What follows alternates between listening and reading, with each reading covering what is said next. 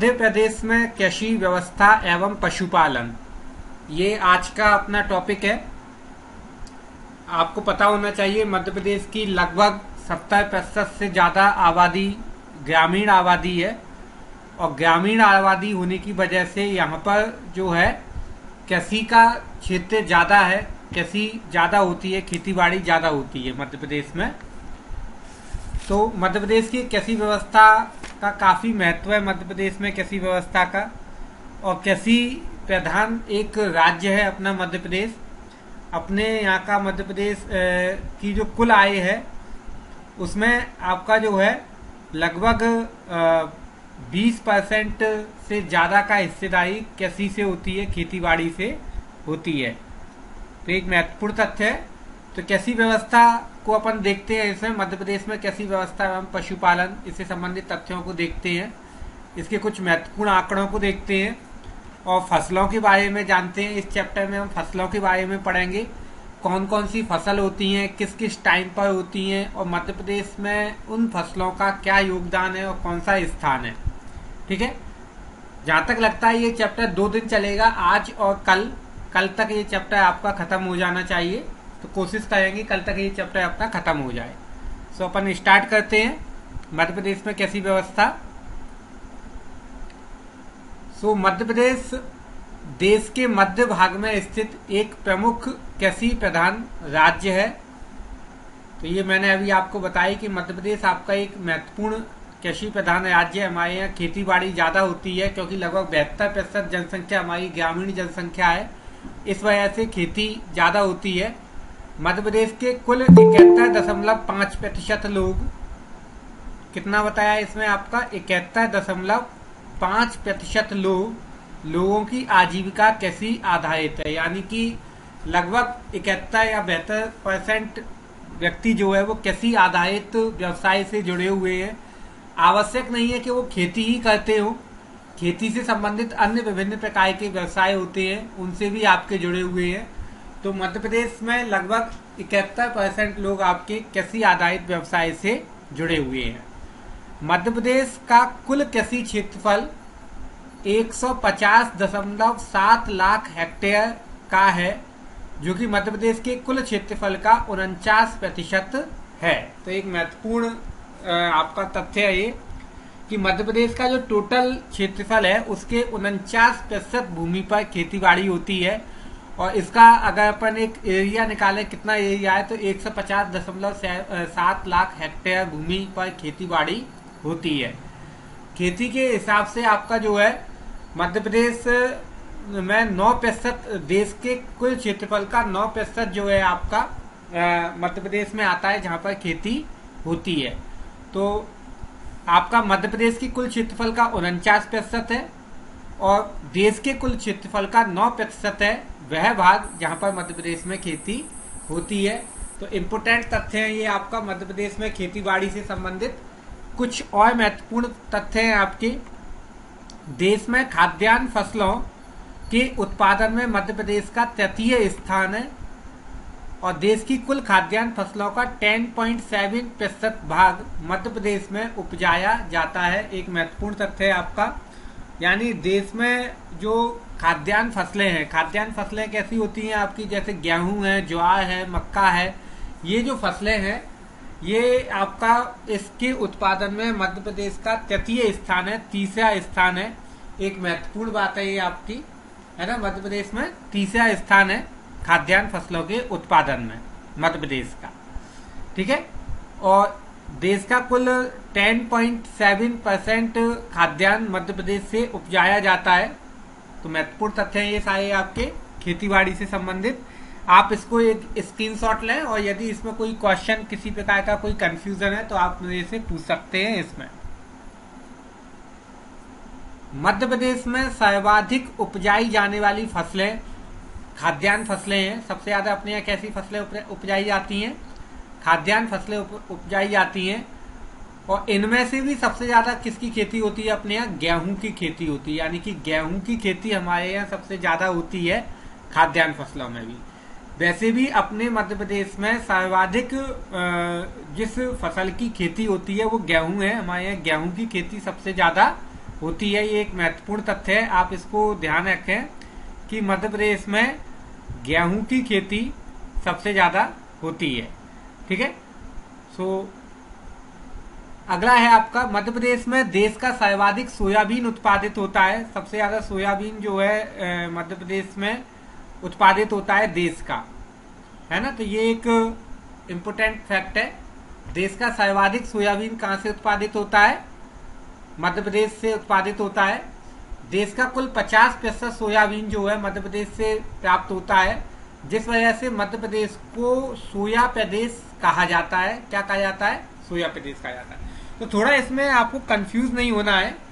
Actual में है क्या कि सबसे ज्यादा सोयाबीन पूरे देश में कहाँ निकलता है? मध्य प्रदेश में निकलता है, इसलिए इसको सोया स्टेट के नाम से जाना जाता है।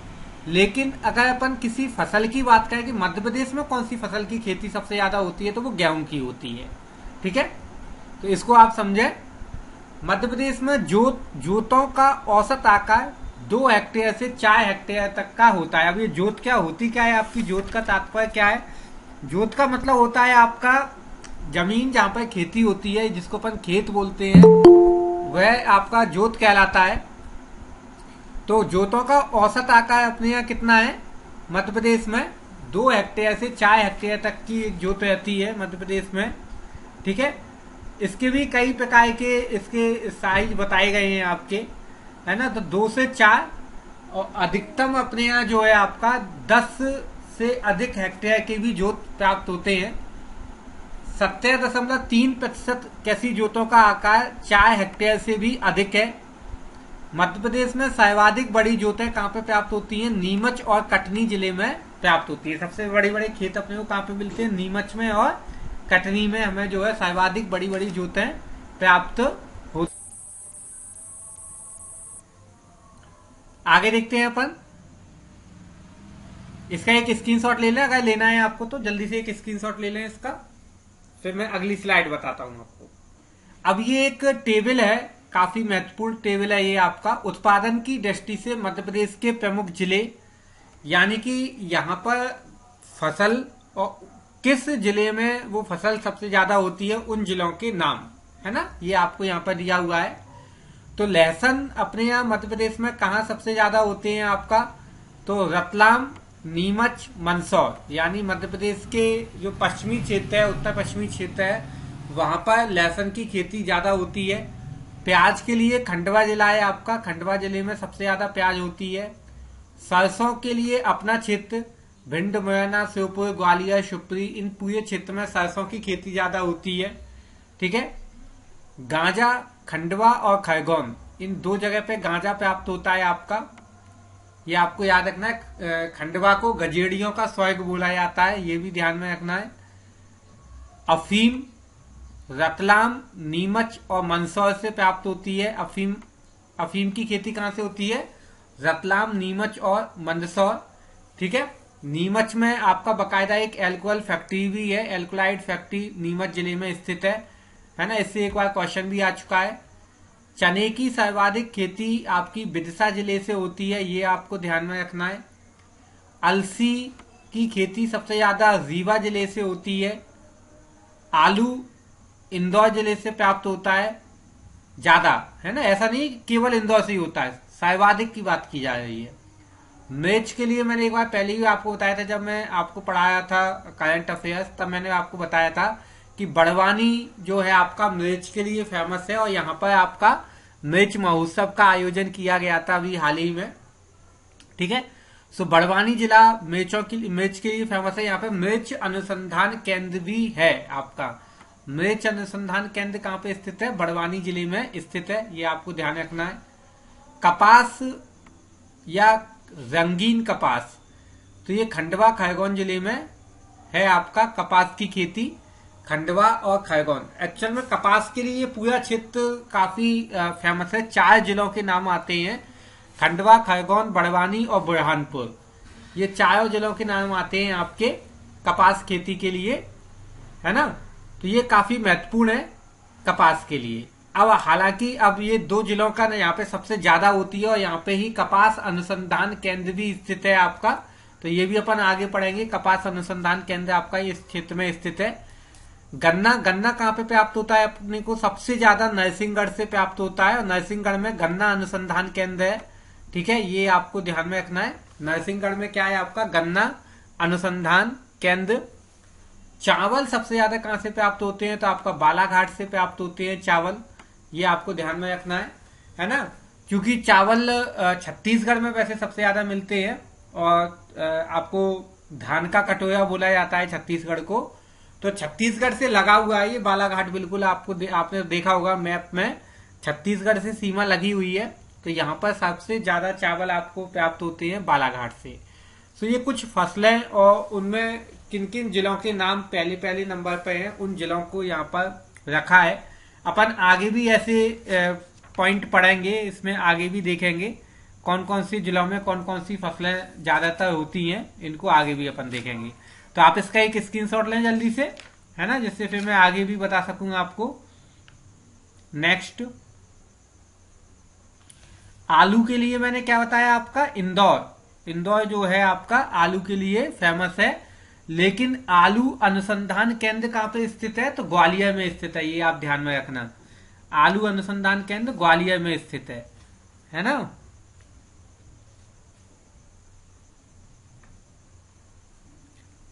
अब अगला देखते हैं अपन। नेक्स्ट, अगली स्लाइड। अब मध्य प्रदेश में कुछ प्रमुख कृषि अनुसंधान केंद्रों के नाम दिए हैं यहाँ पर, है ना, आप इनको नोट कर लेना। इसमें अंगूर अनुसंधान केंद्र है, ये कहाँ पे है? रतलाम में है अंगूर अनुसंधान केंद्र। केंद्रीय कृषि अभियांत्रिकी महाविद्यालय, ये कहाँ पे है? भोपाल में है। राष्ट्रीय सोयाबीन अनुसंधान केंद्र इंदौर में है आपका। सोयाबीन अनुसंधान केंद्र इंदौर में स्थित है, राष्ट्रीय और ये नेशनल लेवल का है। ठीक है, इसे सोयाबीन निदेशालय संस्थान भी बोला जाता है। सोयाबीन अनुसंधान केंद्र या सोयाबीन राष्ट्रीय सोयाबीन निदेशालय संस्थान इंदौर जिले में स्थित है। चावल अनुसंधान केंद्र बड़वानी में है, ये एक महत्वपूर्ण तथ्य है आपका। सर्वाधिक चावल कहां से प्राप्त होते हैं अपने को? बालाघाट से, लेकिन इसका अनुसंधान केंद्र कहां पे स्थित है? बड़वानी में स्थित है, तो इंपोर्टेंट तथ्य है। कपास अनुसंधान केंद्र खरगोन में है, जैसे मैंने अभी आपको बताया। कपास अनुसंधान केंद्र, ये पूरा क्षेत्र कपास की खेती के लिए फेमस है। निमाड़ का पूरा क्षेत्र कपास के लिए जाना जाता है। तो कपास अनुसंधान केंद्र आपका खरगोन जिले में है। गन्ना अनुसंधान केंद्र नरसिंहपुर जिले में है, ये मैंने अभी आपको बताया ही था। कृत्रिम रेशे बनाने का कारखाना नागदा जिले में, अब तो ये जिला बन गया है आपका नागदा। नागदा जिले में है आपका कृत्रिम रेशे बनाने का कारखाना, ये आपको ध्यान में रखना है। मिर्च अनुसंधान केंद्र आपका बड़वानी जिले में है ना, ये आपको ध्यान में रखना है। और गेहूं एवं मक्का अनुसंधान केंद्र भी बड़वानी जिले में है। बड़वानी में आपके देखो 3 आ गए, इसमें आपका एक तो चावल का आ गया, गेहूं का आ गया, मक्का का आ गया और मिर्च का आ गया। आपका ये 4 आपके जो है अनुसंधान केंद्र बड़वानी जिले में स्थित है। तो बड़वानी जिला इसके हिसाब से काफी महत्वपूर्ण है ना। अंगूर अनुसंधान केंद्र मैंने आपको बता ही दिया, रतलाम जिले में स्थित है। एक इसमें लिखा नहीं है आपका आलू अनुसंधान केंद्र। आलू अनुसंधान केंद्र और लिख लेना आप, वो अभी मैंने नाम बताया था आपको। आलू अनुसंधान केंद्र कहाँ पे स्थित है? आलू अनुसंधान केंद्र ग्वालियर जिले में स्थित है, तो आप उसको भी नोट कर लेना, आलू अनुसंधान केंद्र को। ठीक है, तो ये आपको समझ में आ गए होंगे। अच्छा, एक और नहीं लिखा है इसमें, आम अनुसंधान केंद्र। आम का भी अनुसंधान होता है। आम अनुसंधान केंद्र कहाँ पे है? रीवा जिले में है ना। ये मैं लिख देता हूँ पॉइंट डाल करके, आप थोड़ा समझ लेना। 10वें नंबर पे आप यहाँ पे लिखो आलू अनुसंधान केंद्र, और आलू है आपका ग्वालियर में। ठीक है, आलू अनुसंधान केंद्र कहां पे है आपका? ग्वालियर। और आम अनुसंधान केंद्र कहां पे है आपका? 11वें नंबर पे आप डालना आम अनुसंधान केंद्र, है ना। आम अनुसंधान केंद्र कहां पे है? तो रीवा जिले में है। रीवा में आम का अनुसंधान होता है। अनुसंधान का मतलब क्या होता है? रिसर्च होती है, नई नई किस्में पैदा की जाती हैं, फसल को बढ़ाने के लिए तरीके ढूंढे जाते हैं, अच्छी क्वालिटी की फसल लाने के लिए तरीके ढूंढे जाते हैं। ठीक है, तो ये कहां पे है आपका? आम अनुसंधान केंद्र रीवा जिले में है। आप इसको नोट कर लेना, रीवा जिला आम अनुसंधान केंद्र। ठीक है, और आप चाहो तो और लिख लो, एक और है आपका रंगीन मछली केंद्र। रंगीन मछली केंद्र ये कहां पे है आपका? खंडवा जिले में है। रंगीन मछली केंद्र खंडवा जिले में है। आगे देखते हैं अपन इसमें। अब विभिन्न फसलों में मध्य प्रदेश का स्थान है ना, कुछ फसलें महत्वपूर्ण हैं जिनमें मध्य प्रदेश का प्रथम, द्वितीय या तृतीय स्थान है। तो उसको अपन देखेंगे कौन कौन सी फसलों में मध्य प्रदेश का प्रथम स्थान है। तो सोयाबीन है, चना है, अलसी है, अफीम है, गाजा है। ये वो कुछ फसलें हैं जिनमें मध्य प्रदेश का पहला स्थान है, यानी कि मध्य प्रदेश में सर्वाधिक उत्पादित होने वाली फसलें हैं ये। इनमें मध्य प्रदेश का पहले नंबर पर नाम आता है। ठीक है, तो मैंने आपको बताई सोयाबीन सबसे ज्यादा कहाँ निकलता है। अच्छा, आपका ये मध्य प्रदेश का जो मालवा क्षेत्र है, उज्जैन हुआ, इंदौर हुआ, धार हुआ, इनमें सोयाबीन बहुत होता है आपका। चना मैंने आपको बताया, विदिशा जिला आपका चना के लिए फेमस है। बाकी अपन आगे पढ़ेंगे इसे। अलसी कहाँ से निकलती है आपकी? अलसी के लिए मैंने आपको बताया रीवा जिला। रीवा जिला आपका अलसी के लिए फेमस है। गांजा मैंने आपको बताया खंडवा, खरगोन, ये गांजे के लिए फेमस है। अफीम आपको मैंने बताया, अफीम कहां से प्राप्त होती है अपने को? मंदसौर जिले से। मंदसौर जिला अफीम के लिए फेमस है। ठीक है, सो ये आपको ध्यान रखना है। द्वितीय स्थान पर अपने यहाँ क्या है? तिलहन है, ज्वार है और गेहूं है। इनमें ज्वार और गेहूं बहुत महत्वपूर्ण है ना। गेहूं आपका मध्य प्रदेश दूसरे स्थान पर है देश में। पहले नंबर पर उत्तर प्रदेश का नाम आता है और फिर आता है आपका मध्य प्रदेश का। गेहूं उत्पादन में मध्य प्रदेश द्वितीय स्थान पर है। तृतीय स्थान में कपास है, मूंगफली है। मूंगफली और कपास की खेती अपने यहाँ बहुत होती है। कपास अपने जितना पूरा दक्षिणी क्षेत्र में सब में कपास होता है। ठीक है, महाराष्ट्र पहले नंबर पे है कपास की खेती में, ये आपको ध्यान रखना है। महाराष्ट्र, गुजरात और मध्य प्रदेश, ये पूरे क्षेत्र में कपास होता है आपका। कपास जो होता है वो काली मिट्टी में होता है, और जहां जहां पर दक्कन टाइप की चट्टाने हैं, काली मिट्टी है, वहां सब में कपास आपका होता है। तो ये काफी महत्वपूर्ण है आपके प्रथम, द्वितीय, तृतीय स्थान में मैंने आपको बताया है। हालांकि आगे भी अपने को पढ़ने को मिलेंगे ये सब, और उसमें भी अपने को ये सारी चीजें समझ में आएंगी। तो आप इसका एक स्क्रीनशॉट लें, और यदि इसमें किसी को कुछ क्वेश्चन कंफ्यूजन हो तो आप मेरे से पूछ सकते हैं उसके बारे में। तो इसमें मैंने आपको जो है दो प्रकार की फसलें बताई थी, अनाज फसलें, जिसमें गेहूं, धान, ज्वार, बाजरा, मक्का ये आती हैं आपकी 41% क्षेत्रफल पर। अपने यहाँ खाद्यान्न फसलें, इनको खाद्यान्न फसलें भी बोला जाता है। खाद्यान्न फसलों की खेती की जाती है सबसे ज्यादा। इसके बाद में फिर तिलहन फसलें आती हैं। तिलहन फसलों में कौन सी है? सोयाबीन, सरसों, मूंगफली, तिल, अलसी, ये आपका तिलहन फसलें हैं। और 29% क्षेत्रफल पर तिलहन फसलों की खेती होती है। तिलहन फसलें कौन सी होती हैं? जिनमें तेल प्राप्त होता है, जिन फसलों से, वो तिलहन फसलें कहलाती हैं। और 29% भूमि पर अपने को जो है तिलहन फसलें अपने यहाँ खेती की जाती है। इसके बाद में है दलहन फसलें।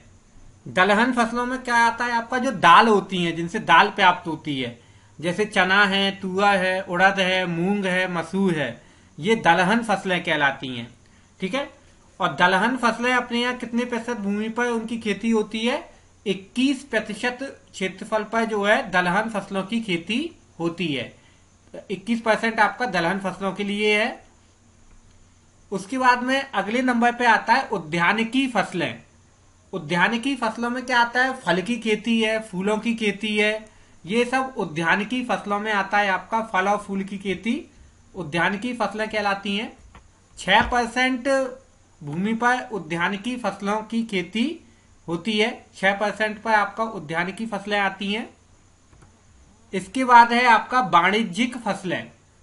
वाणिज्यिक या व्यापारिक फसलें बोला जाता है। इनको वाणिज्यिक फसलें भी बोला जाता है, व्यापारिक फसलें भी बोला जाता है, नगदी फसलें भी बोला जाता है। क्या बोला जाता है इनको? नगदी फसलें। ठीक है, वाणिज्यिक फसलें, व्यापारिक फसलें, या फिर आप इनको नगदी फसलों के नाम से जानते हैं। इनमें गन्ना, कपास, गांजा, अफीम ये नाम आते हैं। ये व्यापार के उद्देश्य से इनको उगाया जाता है, तो ये व्यापारिक फसलें कहलाती हैं। गन्ना है, कपास है, गांजा है, अफीम है। ठीक है, ये व्यापारिक फसलों के नाम से जानी जाती हैं। तो ये मैंने आपको मध्य प्रदेश में कुछ महत्वपूर्ण फसलों के टाइप बताए हैं इसमें, है ना। कौन कौन से फसलों के टाइप मैंने आपको बताए हैं इसमें? अनाज फसलें या खाद्यान्न फसलें, जिसमें गेहूं, धान, ज्वार, बाजरा, मक्का 41% सबसे ज्यादा अपने यहाँ यही फसल होती हैं। इसके बाद में आपका तिलहन फसलें हैं, जिसमें चना, तुअर, उड़द, मूंग, मसूर ये आती हैं। तिलहन फसलों में याद रखना जिनसे तेल प्राप्त होता है, सोयाबीन है, सरसों है, मूंगफली है, तिल है, अलसी है, इनसे अपने को क्या प्राप्त होता है? तेल प्राप्त होता है, इसलिए तिलहन फसलें हैं। दलहन जो दाल बनती है, चना, तुअर, उड़द, मूंग, मसूर ये दलहन फसलें हैं। उद्यानिकी फसलें जो कि आपका फल और फूल होते हैं, वो उद्यानिकी फसलों में आते हैं। 6% भूमि पर ये होता है आपका फल वगैरह। और इसमें वाणिज्यिक फसलें जिनको व्यापारिक उद्देश्य से लगाया जाता है, जैसे गन्ना है, कपास है, गांजा है, अफीम है, ये सब वाणिज्यिक फसलों के नाम से जानी जाती हैं। 3% क्षेत्रफल पर अपने यहाँ वाणिज्यिक फसलें होती हैं, ये आपको ध्यान रखना है। ठीक है, सो ये सारी चीजें आपका जो है समझ में आया होगा आपको। आप इसका एक स्क्रीनशॉट लें इस टेबल का, महत्वपूर्ण है। इसमें फसल के प्रकार, फसल का नाम और मध्य प्रदेश में उस फसल का कितना क्षेत्रफल पर खेती होती है वो आपका इसमें आंकड़ा बताया गया है।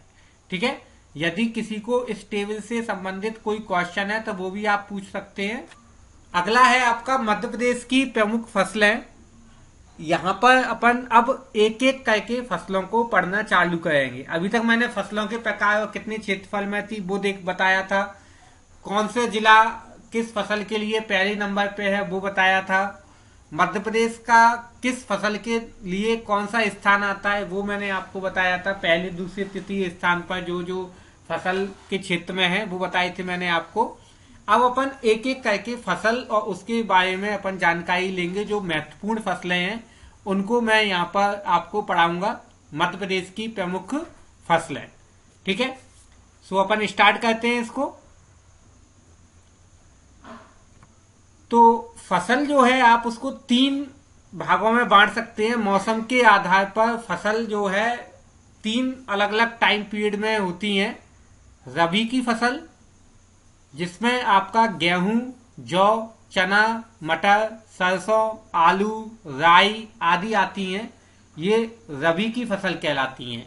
ठीक है, और ये कब होती है आपकी? इसका समय काल क्या है? इसका समय काल है अक्टूबर मध्य से मार्च मध्य तक आपका ये रबी की फसल का टाइम होता है। यानी इसकी बोवनी जो होती है, इसकी बुआई होती है या इसको बोया कब जाता है? अक्टूबर से बोना चालू कर दिया जाता है। ठीक है, और मार्च मध्य तक, यानी मार्च तक आपका ये फसल आपकी रहती है। मार्च में इसकी कटाई हो जाती है। यानी ये शीतकालीन फसलें हैं, सर्दी के टाइम में आपका ये फसलें होती हैं। वर्षा ऋतु के बाद इनकी बोवनी होती है अक्टूबर में, और जो है जब आपका ठंड खत्म होती है उस टाइम पर इसको काट दिया जाता है। तो ये शीतकालीन फसलें हैं आपकी गेहूं, जौ, चना, मटर, सरसों, आलू और राई। ठीक है, इनका आप नाम ध्यान रखना। खरीफ की फसल, ठीक है, खरीफ की फसल में क्या क्या आता है? तो धान है, गन्ना है, तिलहन है, ज्वार है, बाजरा, मक्का, अरहर, ये आपका खरीफ फसलों में आती हैं। धान, गन्ना, तिलहन, ज्वार, बाजरा, मक्का और अरहर की फसलें ये खरीफ फसलों में आती हैं। और इनका समय काल क्या है आपका? जुलाई से अक्टूबर तक का आपका, यानी जैसी बरसात चालू होती है अक्टूबर तक पूरे वर्षा काल में आपका ये फसल बोई जाती हैं। और फिर जैसी बरसात खत्म होती है अक्टूबर में तो इनको काट दिया जाता है। है ना। तो ये खरीफ की फसलें कहलाती हैं, ठीक है। इनमें पानी बहुत अधिक मात्रा में लगता है आपका, इस वजह से ये खरीफ की फसलें जुलाई में बोई जाती हैं और मध्य अक्टूबर तक इनको काट दिया जाता है, ठीक है। तो दो फसलें मैंने आपको बताई, रबी की फसलें और खरीफ की फसलें। आगे अपन देखते हैं जायद फसलें।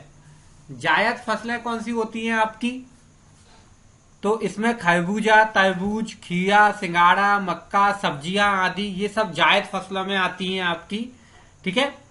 और जायद फसलें आपकी कब बोई जाती हैं, तो मार्च से जून तक के बीच का जो टाइम पीरियड होता है उसमें जायद फसलें बोई जाती हैं। आपने देखा होगा ये सब चीजें खरबूजा, तरबूजा, खीरा, सिंगाड़ा ये सब उसी टाइम पे आते हैं आपके, मार्च में आना चालू हो जाते हैं मार्केट में, गर्मी में आपको ये प्राप्त होते हैं, है ना। तो खीरा है, सिंगाड़ा है, ये सब आपको जो है जायद की फसलें कहलाती हैं। तो यहाँ पे मैंने 3 प्रकार की फसलें बताई हैं मौसम के आधार पर, ठीक है। रबी की फसलें हैं आपका, रबी की फसलों के बाद में आपका खरीफ की फसलें हैं और जायद की फसलें हैं, ठीक है। रबी की फसलों का टाइम पीरियड क्या आता है मैंने आपको बताया, आप ऐसे ध्यान रख सकते हो कि बरसात के बाद क्या होता है, सूर्य निकलता है, सूरज निकलता है। तो सूरज निकलता है यानी कि जब बरसात खत्म हो जाती है तब, तो इसका टाइम पीरियड भी कब से चालू होता है, जब बरसात खत्म हो जाती है यानी अक्टूबर से और मार्च तक आपका इसका टाइम पीरियड रहता है। खरीफ की फसलें बरसात के टाइम में है आपका, ड्यूरिंग द रेनिंग सीजन जो है आपका, बरसात का समय काल जो होता है जुलाई से अक्टूबर के मध्य में, वहां पर खरीफ की फसलें होती हैं, है ना।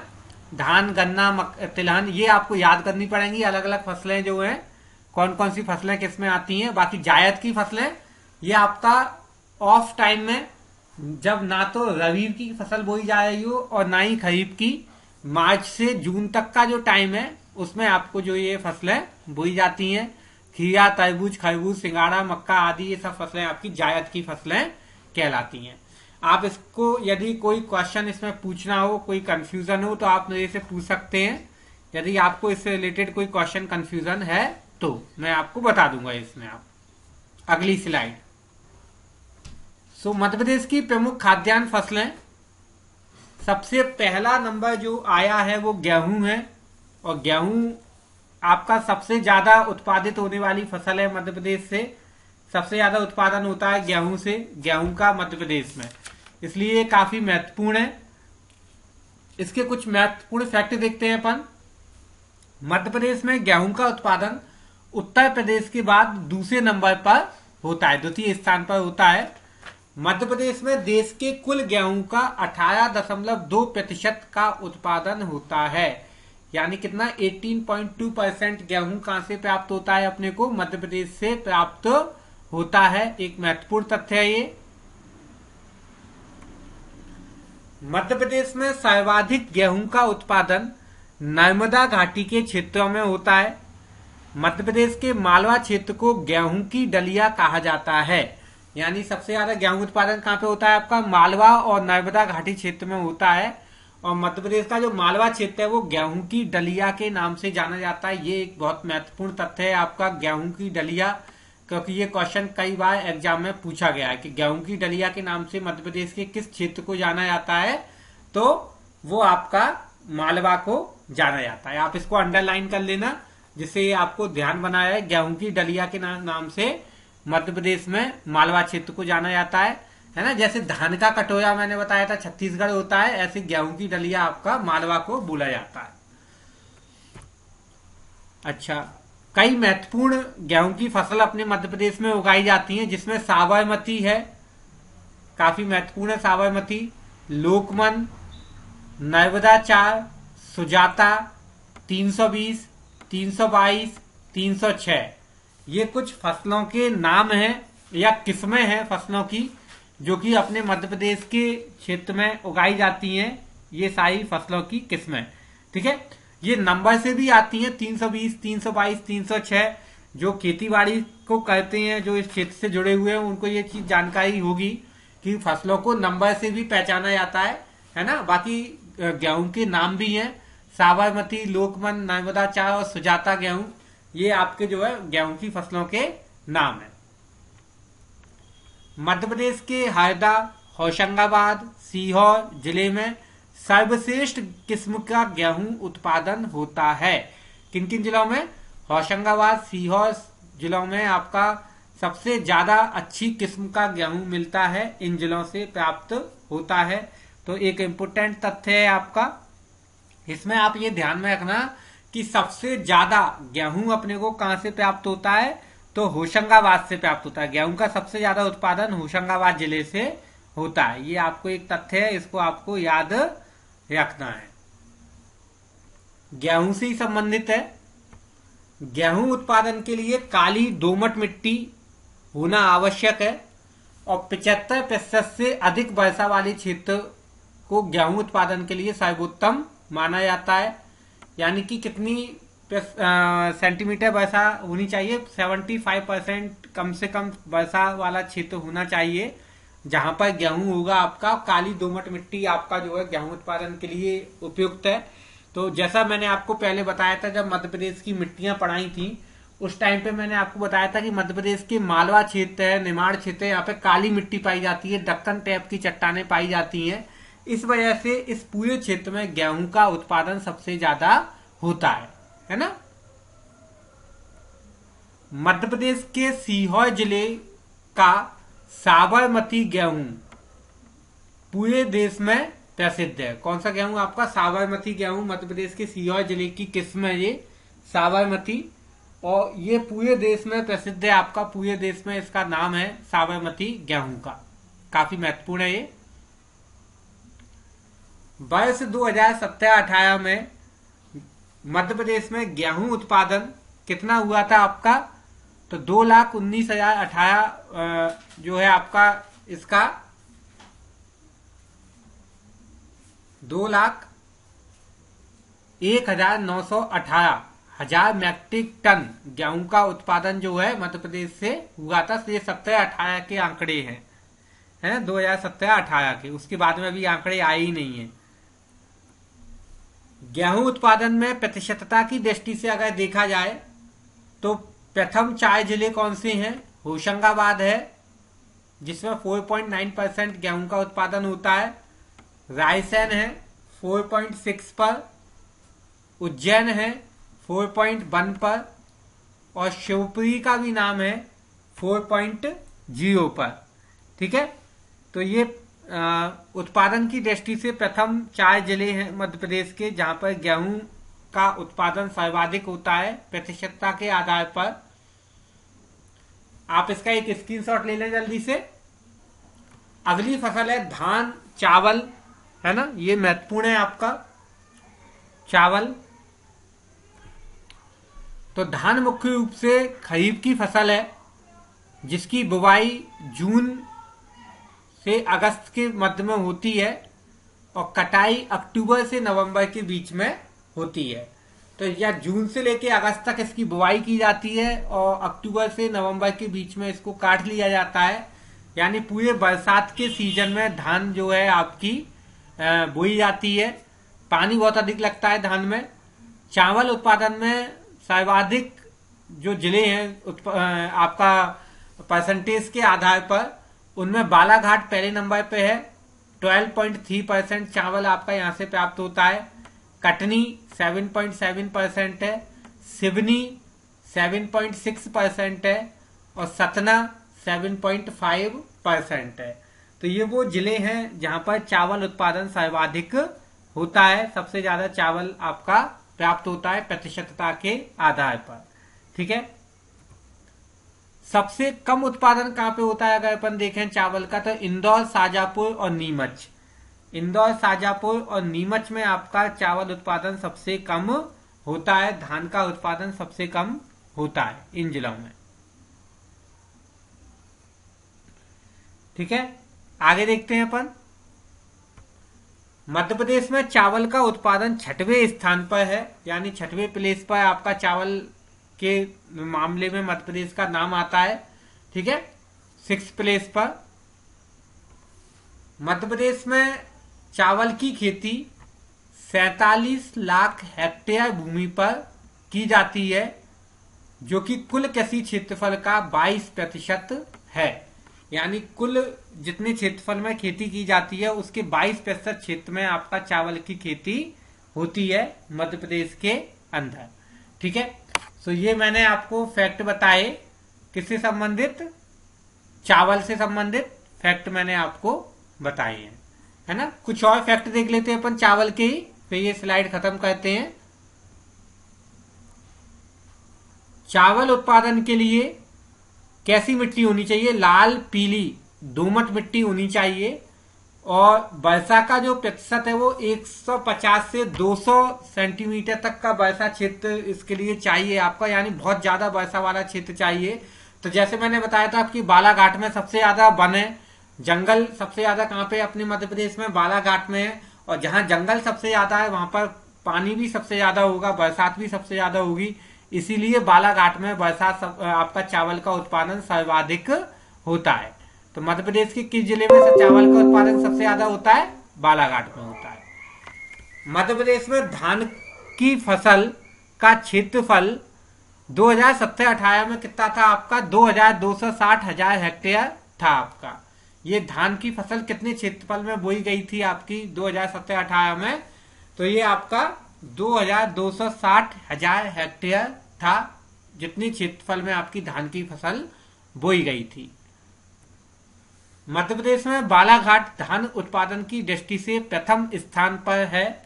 ये तथ्य मैं अभी आपको बता भी चुका हूं कि बालाघाट आपका पहले नंबर पे आता है धान उत्पादन की दृष्टि से, महत्वपूर्ण तथ्य है ये।